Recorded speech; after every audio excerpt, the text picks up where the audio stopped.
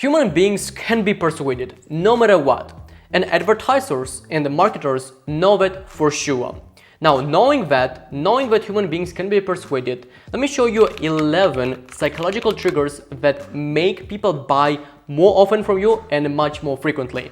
And not only that, but I'm gonna give you also some examples so you could have a lot more clarity on how to implement that for your business as well.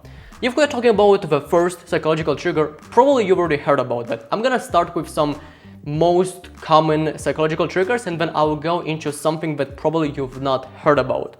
The first one is social proof. What this means is that people have a much more natural kind of direction to listen and to kind of take action based on what other people do. If they see that especially a lot of their friends or a lot of other people who look like them take a specific action, most likely that specific person is going to take the same action.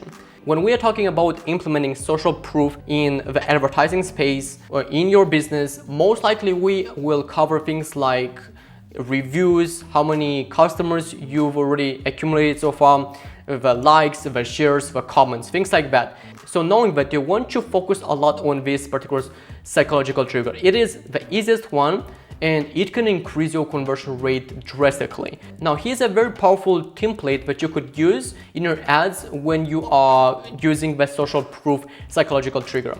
And this is going to sound something like this. Number of target audience love/prefer, or maybe some kind of other synonyms, your product. Let me give you an example. 80 million Taylor Swift fans prefer this pair of jeans. I just made this up, but you got the idea. You want to show that other people who look like them. Also, you want to include some kind of numbers because this is very, very powerful. And then you want to tell them that, hey, these people also like this kind of product. So in their mind, they can't really argue, especially when they see a huge number, like in this example, 80 million. Now, it doesn't mean that you need to have millions and millions of people or millions and millions of customers. We're talking about, being precise. Like, let's say that you've got 5,256 customers, then just put it like this: 5,256 happy customers prefer this particular product. The second psychological trigger is scarcity and urgency.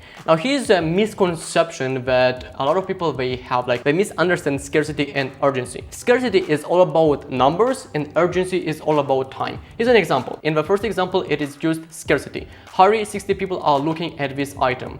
And then at the second example, where we have here limited time only, this is when we are using urgency. Now, usually urgency is used when you are giving some kind of discounts or when you are creating some kind of sales. By the way, you don't want to overdo it. If you are trying to just put all kinds of scarcity and urgency techniques all the time for your ads, on your website, this is gonna sound salesy. People can get used to that and they will literally not see your business as an authentic one. The third one is liking. Now, what does this mean?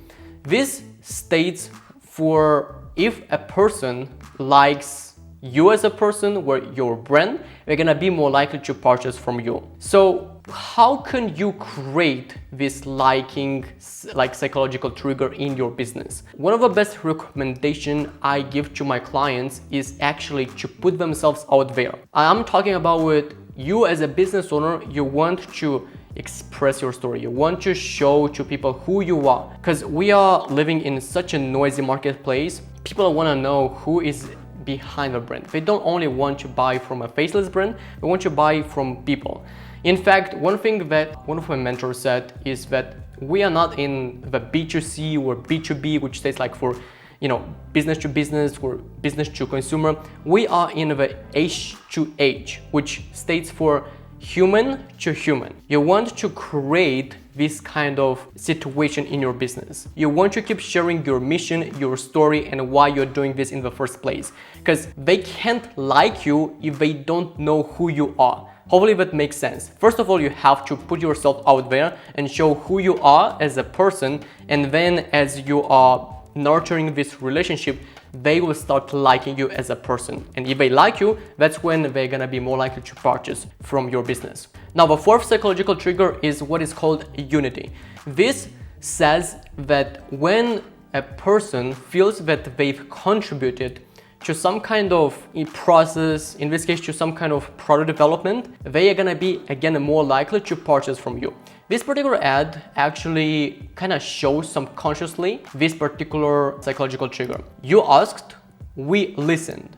What does this mean? They are saying that their clients asked for a specific product and then they listened and they created that product.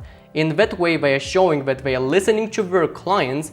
It's not just, oh, it's my brand and I create what I want. No, it's about them. It's about the client. It's about what they like to see on my business, what kind of products they want. And now they are showing them that, hey, we are creating what you want. The fifth one is gaze cueing. So here's how this works. We are naturally drawn to the eyes of other people. Has it ever happened to you that, let's say you're walking down the street and a stranger where a lot of people, they start looking at a specific place, and when you kind of like turn your head and you also start watching at that specific place. That can happen very often, and that is exactly what is gaze cueing. One of the things that you could implement to leverage this psychological trigger is to have pictures on your website with models who look towards the call to action button. As you can see in this case, this model is looking towards the add to cart button. In that way, when we are looking to the model, we see that her eyes is directed to the add to cart button, and now subconsciously we also look at the add to cart button. I know this sounds quite advanced and weird, but it's exactly how it happens. Knowing that when you go and take new pictures for new products and you want to upload them on your website, make sure that you have some pictures that models that look towards that call to action button. That might increase that, conversion rate. The sixth psychological trigger is forward effect. This states for the idea that when you are creating a product specifically for a specific customer avatar, they will be more likely to buy. I've mentioned this quite a lot on my channel about identities. When your business talks specific to one singular customer avatar and it talks literally to them, to their needs, then they will see that, hey, this brand actually understands me, understands my needs, and now I want actually to buy from them. Because just it boils down to myself, to my needs, to my desires, and to my personality. You could see here in these two examples how these two brands, they are talking just to one single particular audience. For busy people, for the traditional but fierce in this first example. Let's go to the seventh psychological trigger, and this is paradox of choice. If you have only one option, one product on your website, it is quite difficult for people to buy from you. If you have, let's say, 5 options, 10 options, 20 options on one single page, again, it creates confusion in their mind. I went the other day to one website and I've seen on the product page at the last section where a lot of people, they are showing sections with, hey, a lot of people, they liked also this kind of product. I've noticed that they've got 25 products. That was absolutely confusing for me. I did not know what the hell should I do next. And most consumers will be in that kind of situation as well. And they end up not buying anything from you. One of the best ways to use paradox of choice is to have 2 or maximum 3 options on that section where you have, hey, other people also liked this product. Not more than 3, because in that case, it creates that confusion. And by the way, you have to make sure that the choices you are giving to them is going to be very, very relevant to their needs. So let's say that on the page you are sending to, you have a product with a specific style. Well, most likely on that section where you're giving some other choices, you're gonna give also products with similar style. So you don't confuse them with hundreds and hundreds of other options. Now, next one is hyperbolic discounting. Now, why did I put a picture with the Amazon drone? Here's what you have to understand. The more your customers need to wait to get your product, the more they will discount your product, the more they will devalue your product. And I know it sounds not fair. I know that you might think your product is very good, is very valuable, but because you can deliver in a short period of time, they are going to devalue it. They're going to make subconsciously that your product is not worthwhile the price that you are charging for. And that's why Amazon is trying to launch these drones, so the moment when you order the product, you could get it like within a couple of minutes. Now I know that for the most majority of businesses, you can deliver within a couple of minutes, but you could still improve a little bit your shipping time. You could talk to different shipping providers to find a better shipping time, because that is super crucial. That is very important, especially now when people are very, very impatient and they have lots of choices. Next one is ambiguity aversion. Here's a big mistake that a lot of business owners are making, especially the ones that they are still kind of getting started, where their business is not making decent amount of money, like we're talking about 5 figures per month and multiple 5 figures. On their website, usually they have a product description that looks something like this. 1 line, 2 lines, 3 lines of product description, and that is kind of it. But when it comes to converting more people on your product page, the things that you don't have, the things that you don't cover, the concerns, the questions that you don't cover is going to be a sales prevention mechanism in your business.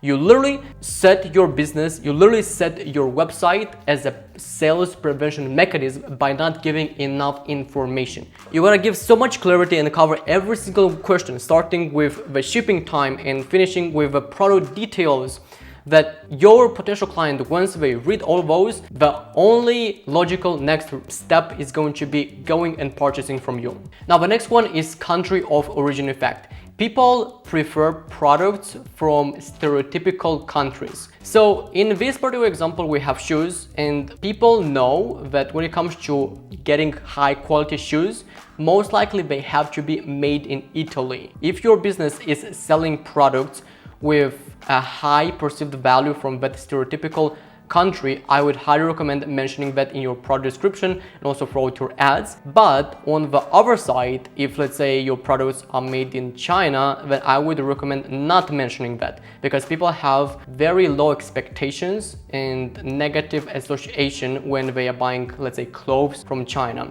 It is just the reality. Maybe you might think that, your products can be a little bit different, and sometimes it happens, but just from this particular psychological trigger, people can't say that, and it's quite difficult to sell at that time. It's difficult to re-educate them, that being said. Now, the last one is what is called that's not all. So what this actually involves is this. You are showing your product, right? You're showing your offer, you're showing all the prices and all the product descriptions. And then on top of that, you say, hey, wait, there's actually more. Or hey, wait, that's actually not all. And then you list out all some kind of bonuses, some kind of gifts that you could give them on top of that product without charging them more. In that way, it increases that high perceived value. They could see your product with much more value, because now not only they're getting the product, but also they're getting all these valuable things on top of that product. And by the way, this particular psychological trigger I even use for my landing page, where I am giving the blueprints for your brands. So I cannot be even more transparent than that. I'm literally showing you the behind the scenes, and I'm showing you how I use these psychological triggers even for my business. Now, by the way, if you are a jewelry brand owner and you want to get in this group, make sure to click on the link below and see if you qualify for being in that mastermind group that is designed for jewelry brands.